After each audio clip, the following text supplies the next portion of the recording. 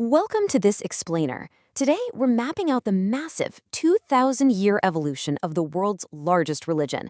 Whether you're a believer, a total skeptic, or just a history buff, the sheer scale of this story is absolutely undeniable.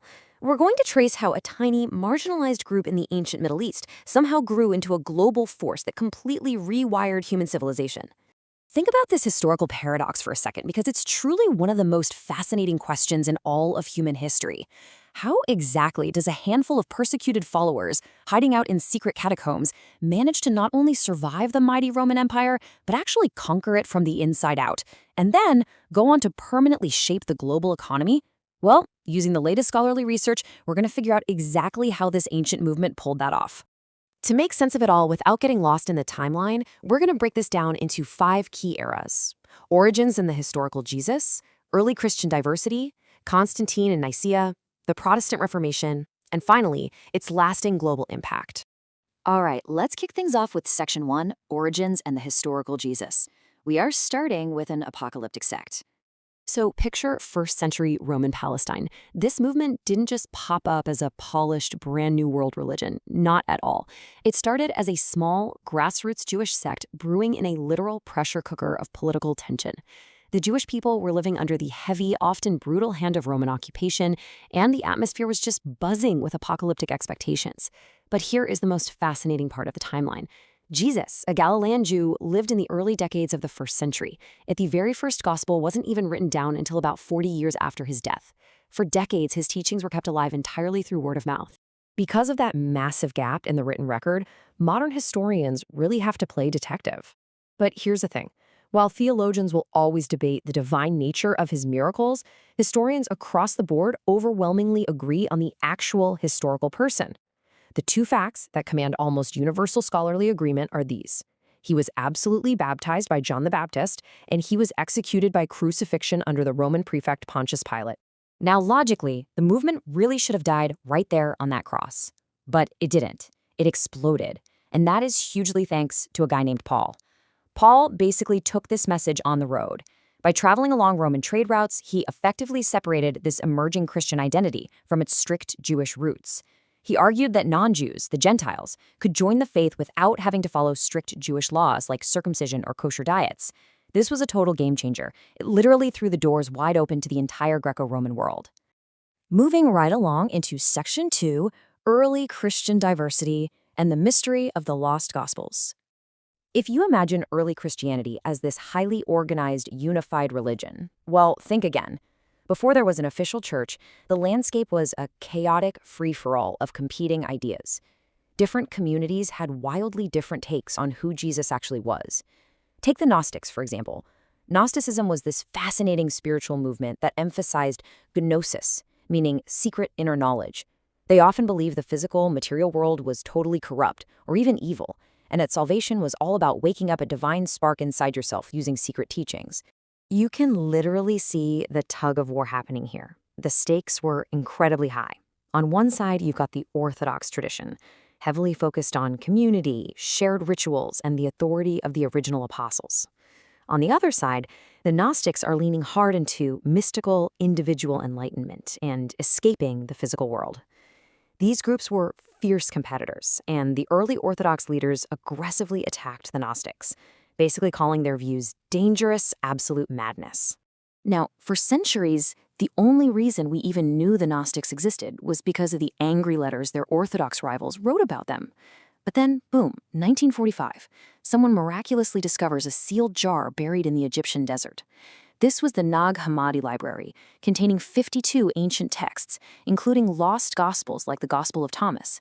It was definitive proof of just how incredibly diverse early Christian beliefs were before they got wiped out by imperial standardization. Which brings us perfectly to Section 3, Constantine and Nicaea, the birth of the imperial church. Okay, fast forward to the 4th century.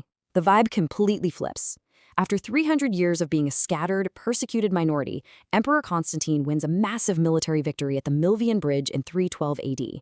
The very next year, he issues the Edict of Milan, granting widespread religious freedom.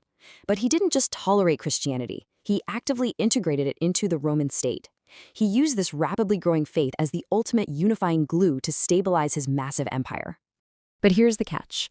A unified empire needs a unified religion, and the Christians were still arguing. Specifically, a priest named Arius was going around claiming that Jesus was a created being, subordinate to God the Father. Constantine was having none of this disunity. In 325 AD, he gathered bishops from all over the empire, paid for their travel, and locked them in at the Council of Nicaea until they hammered out a single standardized theology. And the result was monumental: the Nicene Creed. By officially declaring in writing that Jesus was begotten, not made, and of one being with the Father, they put a hard stop to the Arian debate. It cemented the orthodox belief that Jesus was fully divine and co-eternal with God. It established the foundational doctrine of the Trinity that the vast majority of Christians still recite today. Now, I gotta stop here and bust a huge myth. You've probably heard internet rumors claiming the Council of Nicaea is where a bunch of guys sat around a table voting on which books belonged in the Bible. No way, that absolutely did not happen. Nicaea was almost entirely about the Trinity and standardizing church law. The actual list of approved scriptures, the biblical canon, evolved really gradually over several centuries. All right, let's jump ahead to Section 4, the Protestant Reformation, Schism and Society. We're skipping ahead over 1,000 years to 1517. By this point, that unified Catholic Church had grown into an incredibly powerful, wealthy political machine across Europe. But it was about to hit a brick wall. A relatively unknown German monk named Martin Luther published his 95 Theses. He was furious about church corruption, especially the sale of indulgences, which are basically financial payments you could make to the church to reduce your punishment for sins. This one bold move officially kicked off the Protestant Reformation. So why did Luther actually pull this off when earlier critics just ended up executed? Scholars call it the perfect storm of supply and demand.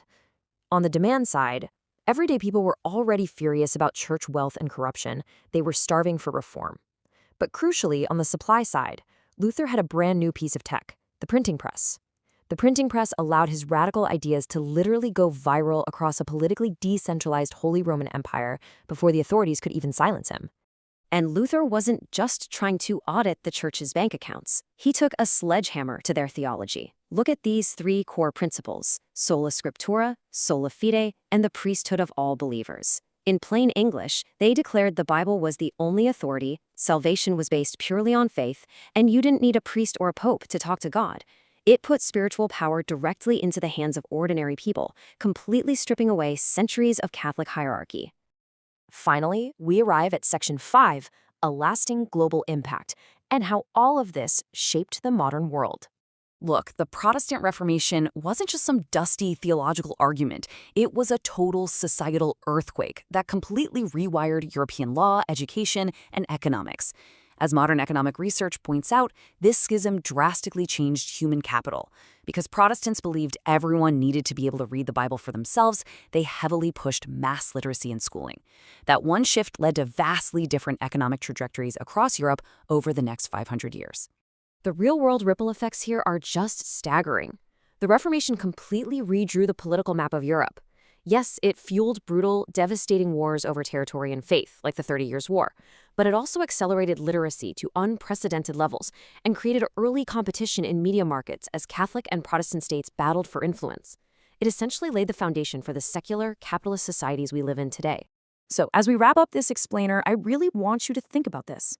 From a tiny hidden sect of apocalyptic Jews in the 1st century to the official religion of the Roman Empire, and finally to a fractured movement that literally reshaped global economics. When you look at our modern institutions, our borders, and our cultural values, how much of your world right now is still being secretly governed by the echoes of these 2,000-year-old debates? Thanks for hanging out with me for this explainer. Keep questioning, keep learning, and I'll see you next time.